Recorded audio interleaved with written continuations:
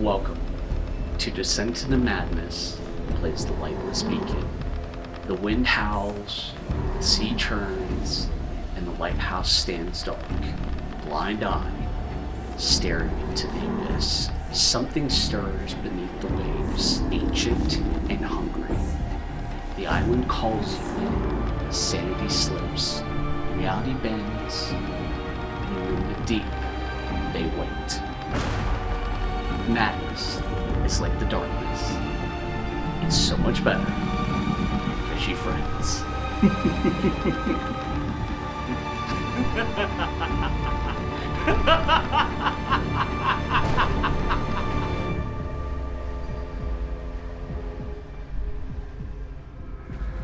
Hello.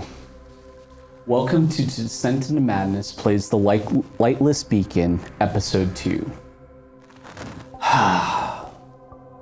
Such dear little sacrifices, already starting to play into the game that I set for them. They were stuck on a ship that got stuck in the sea, and soon they rowed their little self to an island. They thought to themselves that everything is fine until they looked inside. Then they noticed the pool of blood, the gold coins, and some things of deep secrets that they're keeping to themselves. You take out the journal. Do you want to read it? I do. Saw someone in trees and peering through window. And you make all the way around to where the window would be. You can clearly make out what looks to be footprints. It doesn't make sense. It's two different animals.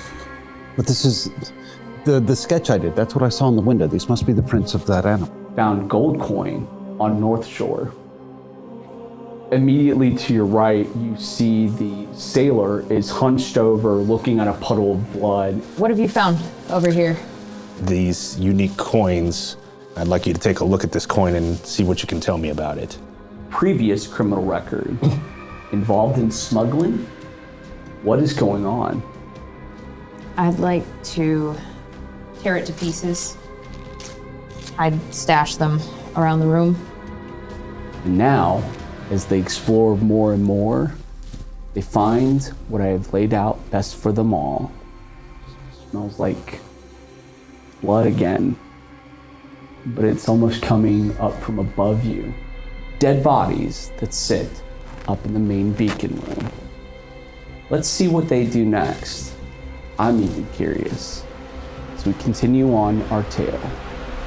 Lenny, the sailor, has just stepped up to the main beacon room, opening the latch, and as he does, lightning strikes, and he sees a horrific scene laid out near him of a human body with its chest cavity ripped open, blood and guts spilled out, and tiny little amphibious creatures almost seen bitten on it. And last but not least, he makes out to be what looks to be a much larger amphibious creature of the same kind of characteristics. However, it's wearing a rain slicker, a hat as well, and boots. It almost looks humanoid in a way, but with fish-like features. And we go back to see how Lenny will handle this. Good luck. I hope that it ends well for you, but not really. Lenny, you are now have just opened the latch, and the scene is displayed out in front of you. You make out to be what looks to be blood, as well as this black viscous liquid that you recognize from before that it hit you in the face, but it disappeared for some reason. And seeing this horrific scene in front of you that has caught you off guard, you had assumed that there might be someone upstairs, but you called out and no one had answered, so you went to go look for yourself to hopefully get the answers that you've been seeking as to why no one has come to talk to you when you were trying to survive and save these fellow boat companions of yours. And what I need you to do now is I need you to roll sanity.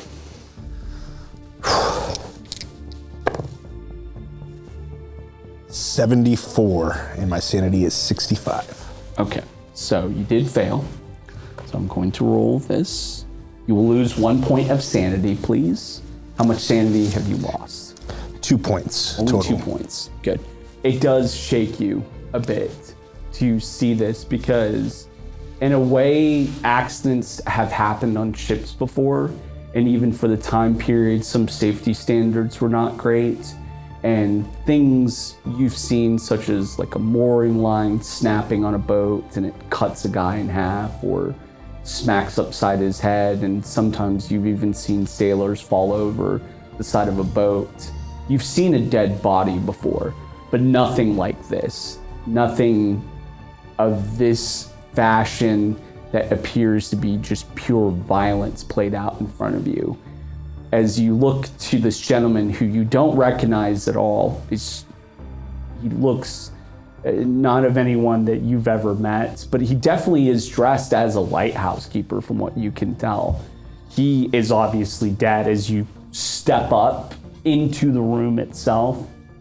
And as you start to walk towards the body and look at it, you see these tiny little fish-like creatures that have somehow managed to open his chest cavity, and his guts have all rolled out, and blood still appears to be pooling around him, and they're almost bit into whatever they could bite into. But they're dead as well, from what you can tell, because over to this man's side, over his right hand, you look and see a pistol that is laid out onto the ground. It looks to be a 1911, from what you can gather, and there are a couple of shell casings all on the ground itself. And as you pick up the weapon and inspect it in your own way, you notice that there's probably about 6 rounds that are left in it. It still appears to be in working order from what you can tell. But then the other thing that catches you is the much larger creature. You've never seen this before. It's just like the little ones, but more defined, more mature in a way. And it's wearing human clothes and has the same amphibious fish-like features, but almost pale skin in a way that looks wet, regardless of it being in a somewhat dry room. The other thing is one of the windows that would lead to the outside surrounding the beacon appears to be crashed into. There's glass on the floor over there. And then the main beacon itself is completely out and is not working whatsoever. You kind of make out to be what looks to be tiny little holes in it from maybe whoever this was firing off random shots, and that's probably what broke the light initially. But you're standing up there by yourself looking at these bodies. I'd like to take the pistol from the body. Okay. And I will hide it among my person. Okay. So go ahead and write down a 1911, and it will have the similar features as the other firearm that you have on you, but you will only have about 5 rounds left in it. Got it? Lenny, what do you see up there? Well, I found the lighthouse keeper. He's no longer with us. Cassidy? I'm not quite sure. I'm gonna check his body and see if there's any other identifying documents on him that I can find. Nope. You don't see anything at all? Because his chest cavity is opened, is his face still intact? For the most part. Some minor scratches here and there, but it's recognizable. Okay. And you know Cassidy personally? I do. All right, I'd like to have you come up and check if this is Cassidy. All right. Mr. Butterford, do you want to head up to the room? What's his condition? You hear that called out to you. His chest has been opened up and he is very dead. Just laying here. The light beacon has been destroyed right now. Can't get it to turn on. But I'd like to see if we can identify who this man is and make sure he is the lighthouse keeper. If it is Cassidy, I don't know that I would care to see my friend in that condition. Understood. Can you give me a power roll, Butterford? 17 out of 55, so a hard success. You feel an urge to walk towards it, but you manage to steel yourself. Kind of almost, even though you're telling him no, your body almost wants to walk towards the ladder, but then you stop yourself just before it. Can you describe the body, the face? Maybe we can tell that way. Well, the face is a little scratched up. You begin to describe his features, hair, eyes, face, what he generally looks like. Butterford, as you hear this, in your head, you do recognize this, that this is Mr. George Cassidy. I need you to roll sanity for me, please. 99. Did you fumble? What's your sanity wait. at right now? Sanity is at 57. Okay, so it's not quite a fumble, but it's bad. Hearing that this is your friend, I'm going to have to roll something a little bit heavier this time. You will lose 2 points of sanity, please. How many of you lost? That will be 5. Perfect. Can you give me a knowledge roll or education or intelligence, sorry. 80 out of 55. In Call of Cthulhu, when you lose more than 5 sanity, what normal keepers will do, and even my own self, is that you will roll an intelligence roll. You obviously don't want a very smart character because you hope that you're dumb enough to repress whatever horrific thing that you're hearing or seeing. But in this case, this is not such a time, as you hear these descriptions and you realize that this is a friend of yours that is now, as you know, dead. You will lose 2 sanity points, which you already have. And now I'm going to have you enter into a temporary bout of sanity because you do recognize that your friend is dead and you just can't quite stomach it. You can't quite repress what you've just heard. What is it that you're most afraid of? I think the others in the party learning about my history. Is it that you're worried the same events as that night 5 years ago will occur again? Yes. That you will see people disappear and die in front of your eyes, and you will remain helpless like last time. For the next hour, your phobia will be of anything of that origin, and I will have you do some very irrational things when it occurs. Even as you think about the little webbed feet, it just reminds you of that night. And you start to see Mr. Butterford step away from this trail, and the color in his skin begins to fail away from him. And he just doesn't want to get any closer to this. He doesn't want to get close to the ladder. He tries to do as much as he can to get away from it. I'll go up and see. I'll call up to Lenny, assess the situation. You know, it said there were scratches. What kind of scratches?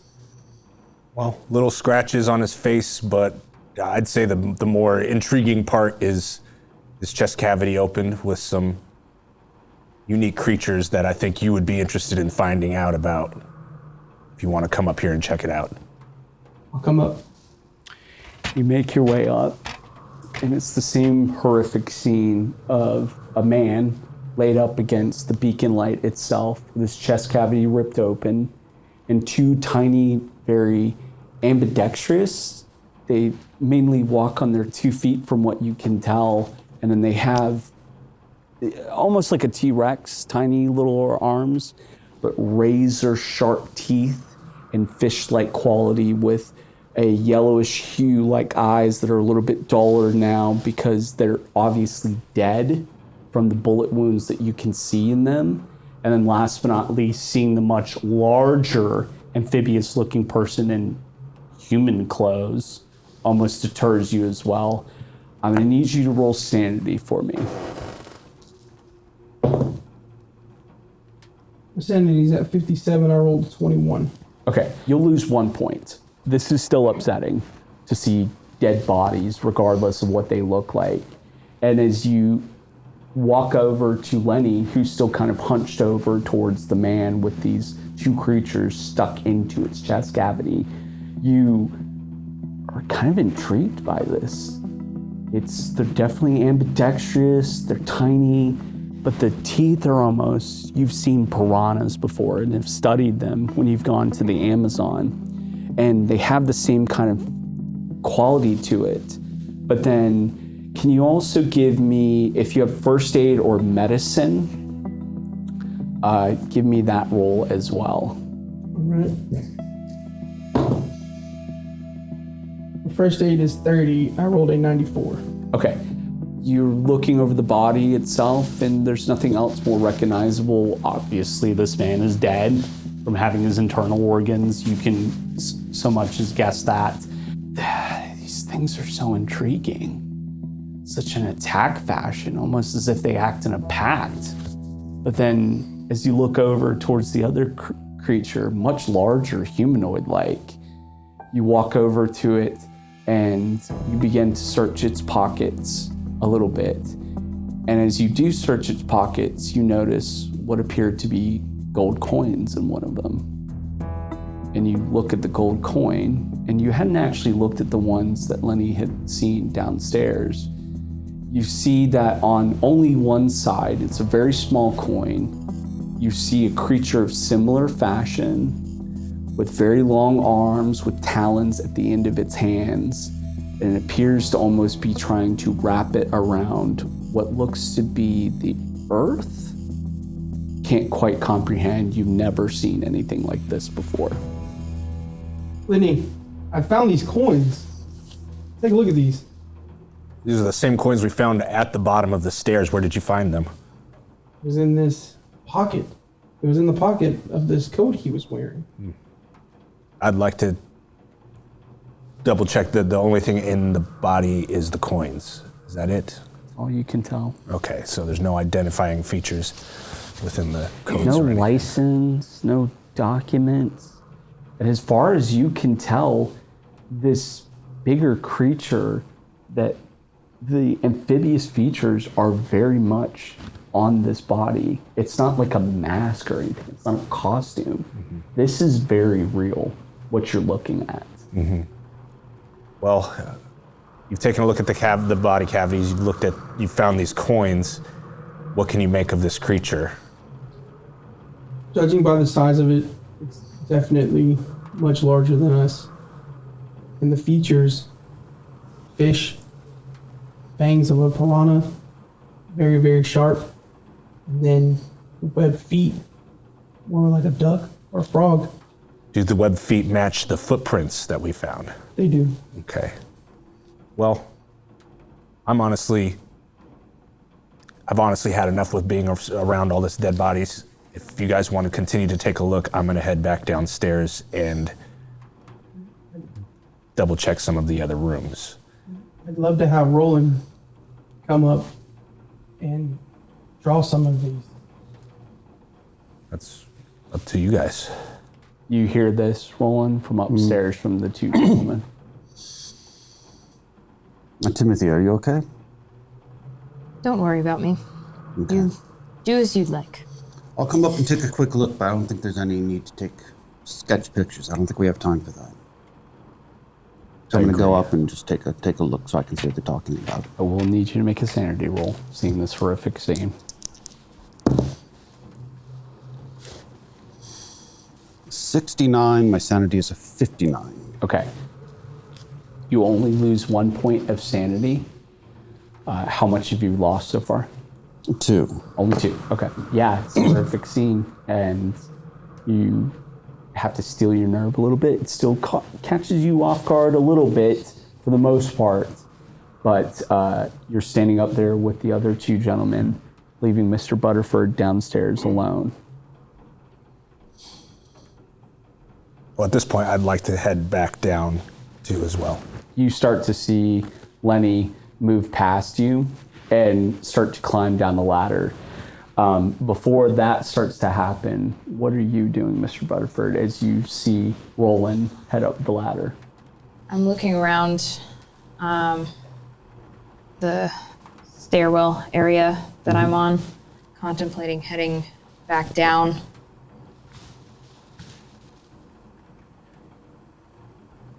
I decide to wait for Lenny to come. Lenny makes his way down the ladder and he's now standing there with you. And Lenny, you never had seen this, but Butterford is now kind of almost against the wall, as if trying to avoid the tracks by all means. Like the blood tracks? Okay. I'm headed downstairs to investigate the room that was next to the blood pile and the coins. You have the option if you want to come down with me, or you can stay up here and wait for the other two. Lenny, I think we should wait and I'll go down together. I'll be just a minute. You'll be just a minute? What are you doing? Are you going to draw or what? No, I want to just take a look myself, see if it's like anything I've ever seen. See wildlife. Now, the larger creature, I want to look and see if there's anything humanoid that I can notice about it. Human-like skin, but then in some ways it morphs into fish-like features, and you start to see its eyes are very bulbousy, more than just a human eyes. And they have kind of a yellowish, hintish glow to them. And then even the teeth itself are not human teeth. They have a little bit of sharpness to them that you've seen probably a picture of a piranha or predatorial fish, like a barracuda. It does have that similar sharpness from what you can see. But it is the size of a human, maybe just a little bit bigger. But the skin does look more like human. Yeah, it's fleshy and it appears to be wet, even though from where it's laying, it's obviously dry around it. And you make out gills and everything else you've ever seen on a fish before. Any ears? Give me a intelligence roll, please. 22, intelligence 80. Okay. It looks very similar to the paintings that you saw downstairs. That the size of it makes more sense to what had been drawn in those drawings. And you wonder if maybe this thing was watching them, trying to see what they were doing. But then the gold coins keep coming up in your head as well too, as to, you kind of put two and two together and you wonder in a way if that's why they were here, because just the features alone from the coins that you've seen look similar to the fish-like beings. Because the skin looks awkward, much nervous as I am, I want to actually touch skin on the face. Check the texture. You touch the skin on the face, and as you do, you start to, your finger moves down it, feels flesh, but almost scaly in a way too. But then it starts to touch the black viscous liquid that's leaking out of the side of its mouth. And as you do, everything around you almost starts to dissipate, and you're now hovering over black, brackish water, not standing on anything, not even looking at much, but you're hovering over this black, brackish water by yourself. In the distance, you see black clouds that look to be of storm-like nature, but there's no storm, there's no lightning, there's no thunder. There's just shadows, ominous, big, large shadows that move at the very edge of it. As you look towards the black brackish water, as much as you try not to, you start to see yellow eyes staring right back at you. I need you to give me a sanity roll, please. 60, sanity currently 58. Okay. Can I use 2 of my luck? For sanity, normally I would say no. In this case, for what you're looking at, I'm going to say that you're not going to be able to spend sanity on this. So,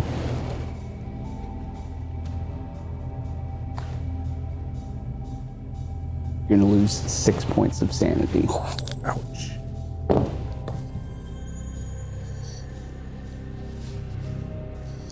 So I'm down from 60 to now 52. As you come back out of this, wherever you were, whatever you were looking at in this black brackish water, you are now almost sitting on your backside as if you've just fallen backwards from touching whatever this liquid is in its mouth. And you begin to have an obsession with the liquid in a way. It's almost like a mania of sorts. You start to think to yourself, this would make for great paint. If I could get more of this in any which way, I could create a better masterpiece. This is the black you've always looked for. And for the next 20 minutes, you start to walk over to it and you rip open its mouth slowly and you begin to dig out as much as the black liquid onto your hands, and you start to almost paint something on the walls. You see this start to happen and he almost looks obsessed by it. Roland, are you okay? I'm fine. What are you making? My masterpiece. Look at this black. It is the most beautiful thing in the world, don't you think?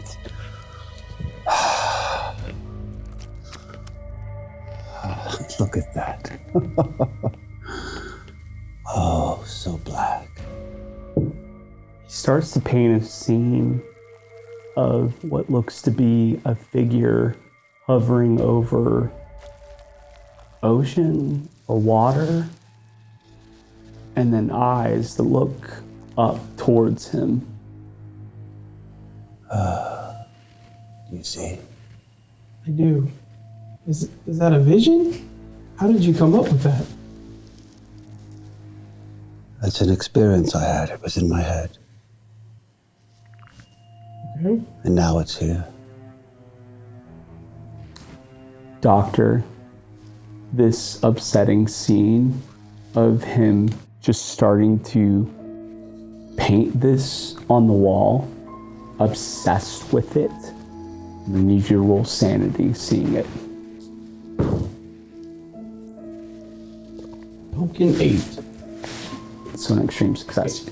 You won't lose any sanity for it. It's just weird. Why did he start doing this all of a sudden? He just keeps painting and painting. He's trying to add more detail to it, and he just can't stop. And as we pause with you all, you are beginning to head downstairs. Are you joining him as you head downstairs? I am. You make your way down the stairwell. You are trying to almost not have your feet touch whatever bloody prints that are there, as specifically the more webbed ones. But you're leading the cause mostly. And as you head downstairs back into the main hallway, you start to make your way over to the doorway with the small puddle in front of it. And as you open the door, it's a little difficult because the liquid almost seems to have stuck the door to whatever frame, and you have to kind of irk it open. And as you irk it open, you see a much larger pool of blood that's inside the room, and a chair that appears to be almost tossed over to its side as if somebody was in a panic. There's food on the table, at least one plate, and what appears to be a glass of water.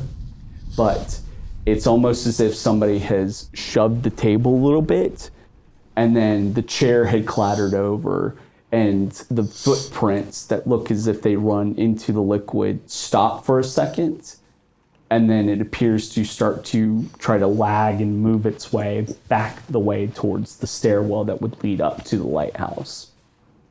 Looking around, so I take it this is from the gathering of what it looks like. This is some sort of like break room. It's a kitchen. Almost. Okay. There's a little bit of a kitchenette. There's a sink and what appears to be a wood stove that they might have cooked food on, and some various items in order to store preserved foods lays around. There's another door on the other side of the room. There's 2 doors that you see.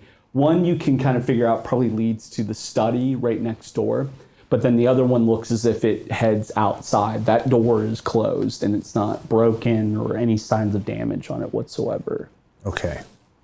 I'd like to check the temperature of the food, see if it's warm or cold or...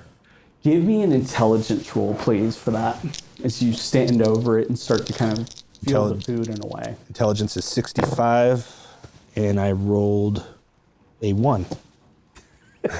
Yes, you step over to it, and taking a look at it, it looks as if whoever was starting to eat it had a couple of bites of this. It's kind of like sausage and bread and some sort of rice that they'd cooked.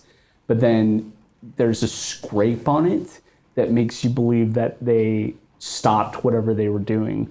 The food is cold, but even with your sense of it, you realize that this probably happened 3-4 hours ago for the most part, which kind of lines up in your head for when the beacon itself had basically died out and caused the issues on the boat that you were on, the SS Essex. Everything begins to kind of line up timeline-wise inside of your head.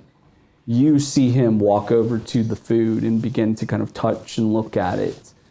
And for you, you realize this is probably the last chair that Mr. Cassidy sat in before he met his demise upstairs. I step back out, step to the doorway, and turn out into the hallway. And I say, "Did you find anything of interest?" Just more blood, and it seems that maybe about 3 or 4 hours ago, whoever's blood this belonged to was eating. And so this all happened fairly recent. Lightning strikes again, and in the window's lights begin to fill it for the quick second. I need you to give me a spot hidden roll, please. And then Timothy, can you give me a listen roll, please? Spot hidden 65, and I got a 35. Okay. What about you, Timothy? 79 out of 20. Okay. So you just hear him shuffling around inside. The lightning strikes again, and as you look at the windows that are in the kitchen, it seems like every single window has little yellow eyes all staring at you. And you hear the noise of frogs. It's a guttural, low noise. It's silent, but it almost feels on purpose. And as lightning continues to fill the windows itself, thunder claps in the distance. Another bolt happens, and all the eyes disappear. Would you give me a sanity roll, please? 80, and I am a 63 sanity. Okay. Yeah. You're gonna lose 4 points of sanity. How many of you lost?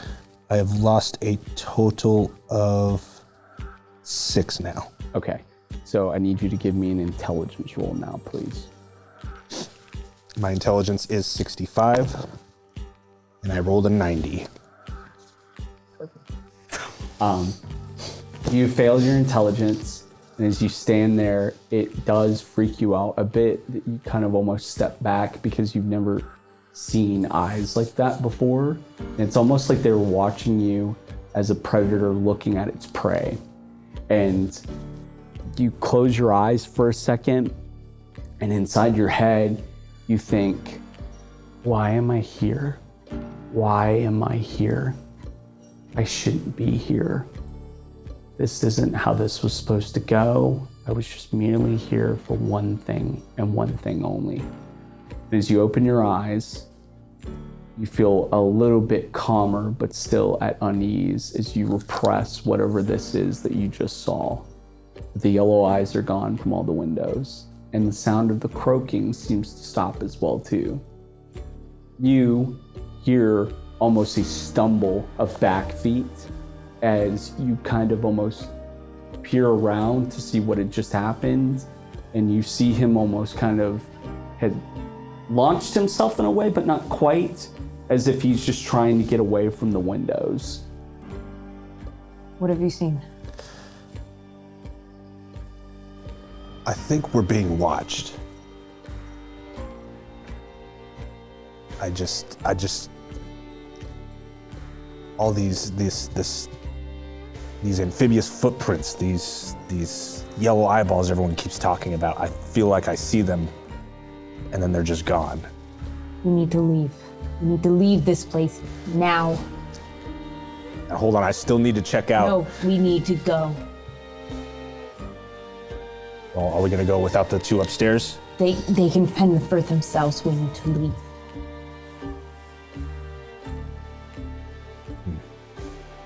So let me ask this. What do you want to do right now, Mr. Butterford? I want to go back to our raft Okay. and try to get back to the mainland. What do you want to do, Lenny? I would like to finish investigating some more of the rooms before heading out. And eventually I would like to follow where those footprints went. So for you, the study is the study and what you've seen so far.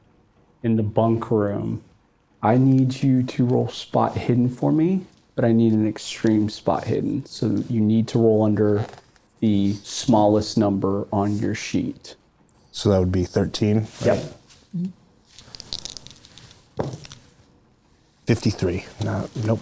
Just a regular spot hidden. Looks like a bunk room. You see some names. You see Michael Turner and George Cassidy's trunk, and then one other trunk of a name that you don't recognize. But then as you see Mr. Butterford start to almost make his way out to the front of the lighthouse, you follow, but you think to yourself, maybe there's something more to this. And you think back to the boot prints that led out to the thicket brush. Mr. Butterford, though, as you head out, there's light rain from what you can tell, and you're able to walk without it affecting you too much. And as you make your way down to the dock itself, you look around, and I need you to give me a luck roll, please. 34. My luck is 55. So, seeing as that's kind of halfway-ish, but you did succeed, you see the boat is still docked, but the rope is starting to fray in a way. And if you had left this alone, especially with the storm waves, the boat is obviously knocking up against the dock, and it has caused a little bit of damage. And you almost start to see a little bit of water leaking into it as well. And one of the paddles that was on it looks as if it's gone. There's only one left. I'm gonna pause with you. You, Mr. Lenny, make your way out of the house, and you look at the boot prints that lead off to the thicket brush. And you want to follow them into the thicket? Yes, and I would like to follow them with my pistol at the ready. Okay. You follow the footprints, and the little amphibious feet, from what you can still make out, the rain has happened to wash a little away. You keep following and following and following. And as you head through the woods, little pieces of water hit your face from time to time. It's dark, and you almost have to reach into your jacket pocket and take out a lighter because you need to be able to see what is going on. And as you head into the forest just a little bit of ways, following these footprints, you get up to a little patch, a little clearing in the thicket, and you start to see something hunched over and laid up against one of the trees. As you get closer, the small faint light from your lighter, as well as some of the thunder, goes through. You make out to see another body laying there, with its chest cavity ripped open and guts spilled out, but no little creatures at all. Would you give me a sanity roll, please? 46, my sanity's at 59. Okay, so you succeed on it. I won't let you lose any sanity. You've seen bodies before. You saw the ones up at the lighthouse. You step closer and you recognize this person right away. You recognize Mr. Michael Turner, someone you've worked with before. What would you like to do standing over this body? I would like to search the body, search the clothes, see what he could possibly have on him as he left. You look around his body and you see what appears to be a pistol of similar fashion that you carry on you, but it's almost snapped in half, broken into little pieces, and similar to what you saw up in the lighthouse room, his body's been ripped open and you see almost teeth marks in a way, but no other little amphibious creatures. And as you look in the body itself, you find a wallet with identification inside of it. And as you open up the identification, you start to see a little bit of a pull away from it. And as you open that up, you see what you've been looking for. It's a little tiny badge, and underneath it, it reads Federal Bureau of Investigation, Warren Thomas. As you look and see that this FBI agent has identification that says that he's Michael Turner, also has this other little secret identity as well within this wallet, and he is dead laying at your feet. I would like to take the bureau badge and place it on my person, and I will make my way back to the lighthouse. You make your way back to the lighthouse, and as we cut back to Mr. Butterford, who's standing on the dock currently, you are standing there realizing that this boat has damage on it and that there's water leaking in it. And you start to worry that if you get into this boat and try to handle this yourself, you will be dead very soon. But then something else occurs. You start to hear frog noises off in the distance, slowly but subtle, as if they move amongst the bushes. Would you give me a spot hidden roll for me? 18, which is a hard success. You turn around, and as you're looking at the thicket bushes over to the left, you start to see yellow eyes staring right back at you, watching you. Little tiny amphibious faces with razor-sharp teeth. And as you see them, you begin to run back towards the lighthouse as quickly as you can. We go back to you all. You are seeing our dear artist painting his finest piece as he appears to almost be finishing up. As you finish up, Simone, you stop and pause as whatever this intrigue or fancy that you've had drawing it has worn off, and you look at this painting you've drawn on this wall, and it appears to be unrecognizable. And you think to yourself, why did I paint this? What caused me to want to do this? You have a look of confusion on your face as you look over at the doctor. What's going on? The painting. I painted that. You did. You called it your masterpiece. What is it? Not sure. You painted it after you touched this black substance you said was the finest black you've ever seen. Last thing I remember is touching the face and getting something on my hands, and everything else Let me take a look at that. just a little bit left there. I'm gonna get a sample of this with my dissecting kit. So you reach over to the little pack that you have.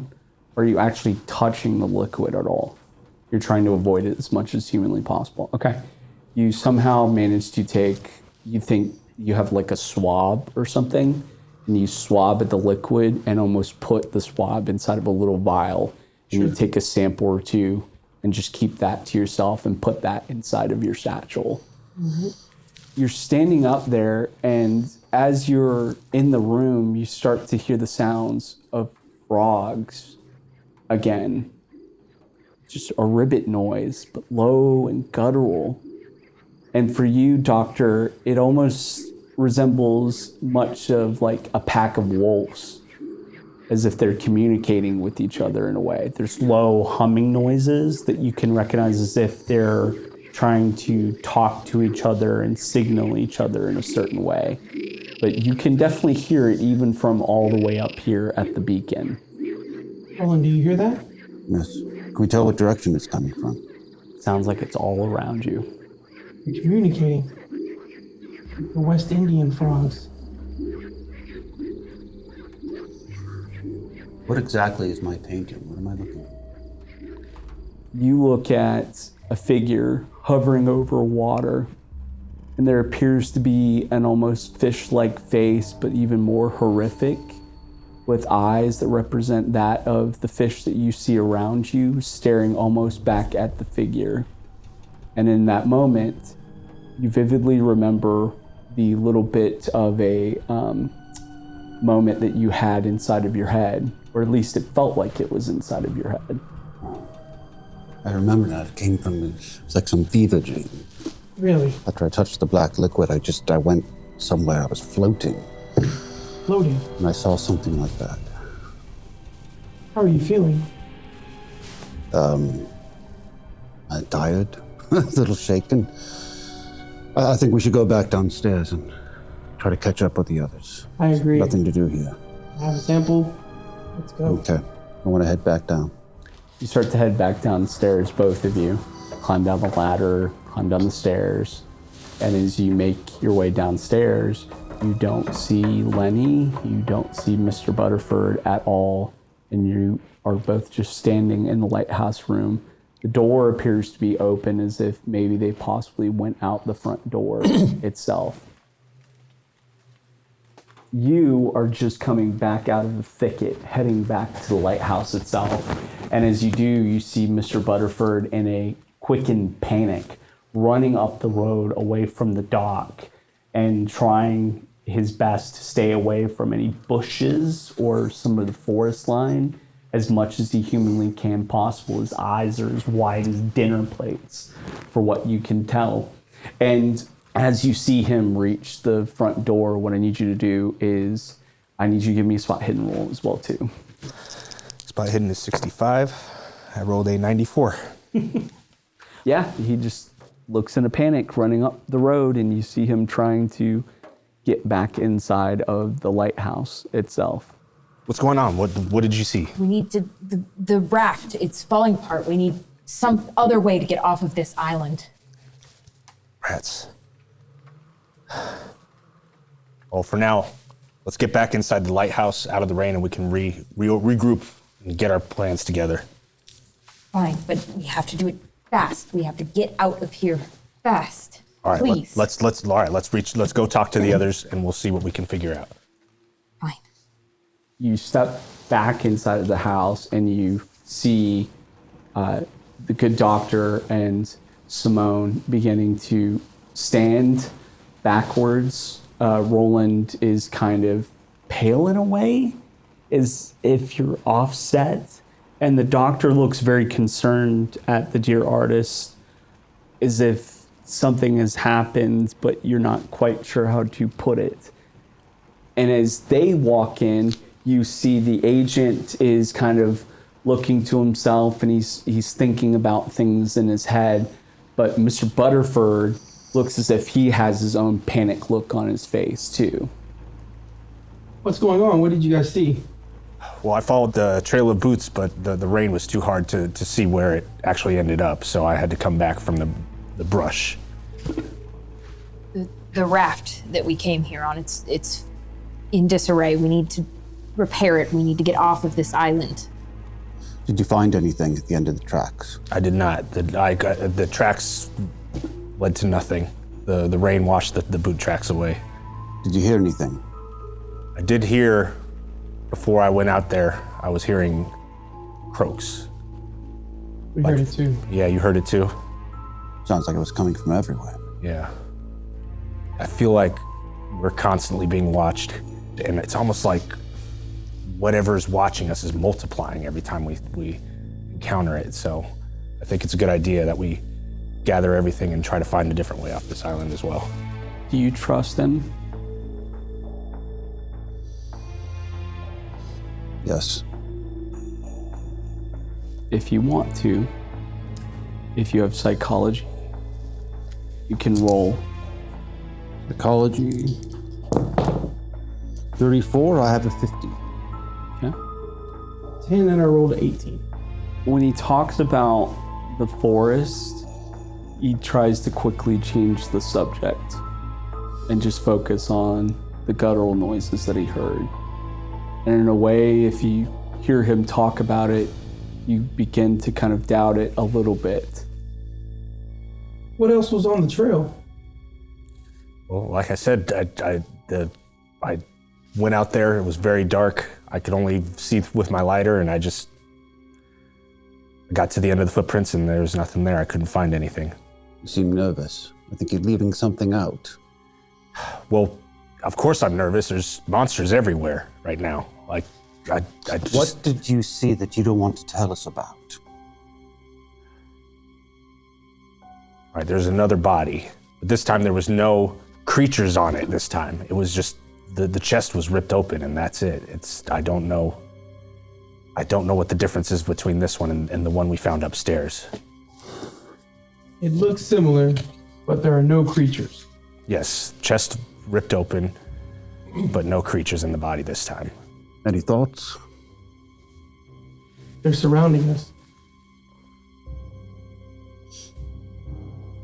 What were those creatures if they were in there? Do you think that's how they're reproducing? Possibly.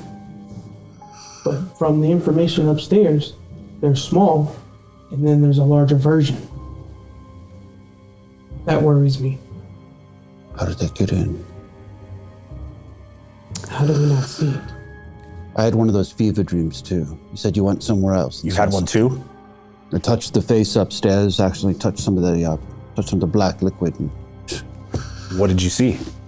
I was floating over water and I saw one of those creatures, yellow eyes, even bigger. And then apparently I went to a frenzy and painted it on the wall. You painted the creature on the wall? The black liquid. And you didn't touch the liquid, did you? No, sir. Oh. Butterford, did you touch any of the black liquid? No. Butterford, I need you to roll sanity, please. 46 out of 55. Okay. You're still going to take a point. Butterford, you feel as if the net around you is closing tighter. even as they talk about this. And you're worried, and you start to almost have a smell in your nose of death again. As you take a look at all of them, you see a flash of lightning into the room, and all you see are faces of skeletons. And then it disappears, and it's just the same folks again. As you do, you start to hear the croaking noise growing louder. This time it sounds directional in a way, as if it's somewhat away out from the front door, and then almost as if it's towards what would have been the kitchen door that you'd seen before, Lenny. It's getting louder and louder. And it almost feels as if it's surrounding you right now. It doesn't matter why. What matters is that we leave. Do you know of any way to fix this raft?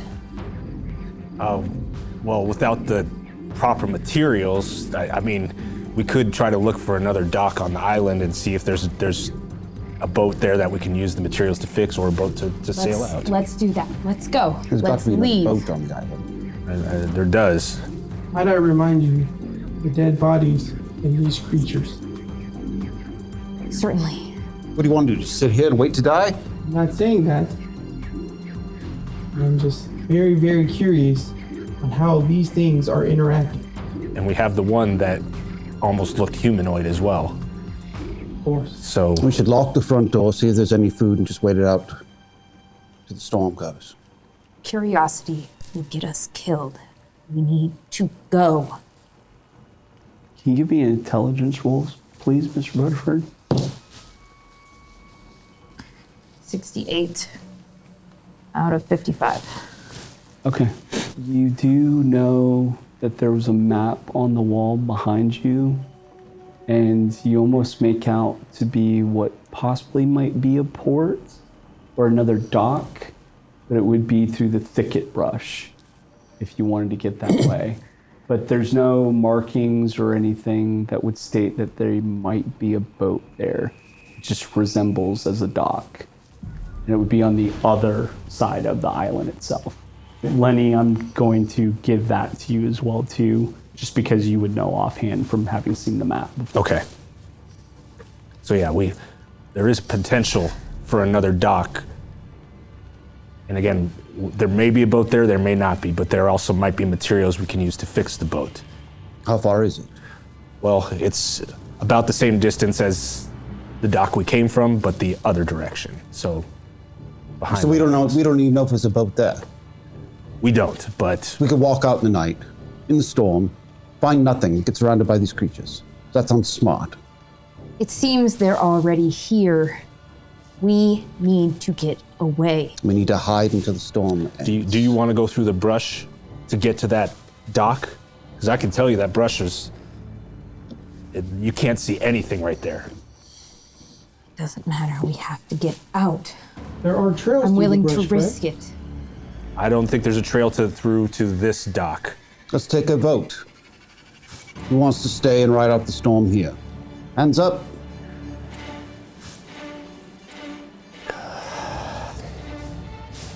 Three to one. Stay and die if you'd like. I'm leaving. We can't stop you. You start to run towards the door, leaving the three of them behind. And as you open the door, all of a sudden, a small, like amphibious creature launches out of the darkness towards your face. And it is there we will end the second episode of the Lightless Beacon. Oh, dear sweet offerings. You just have no idea what you've gotten yourself into. Mr. Butterford, I hope for all the best. Goodbye.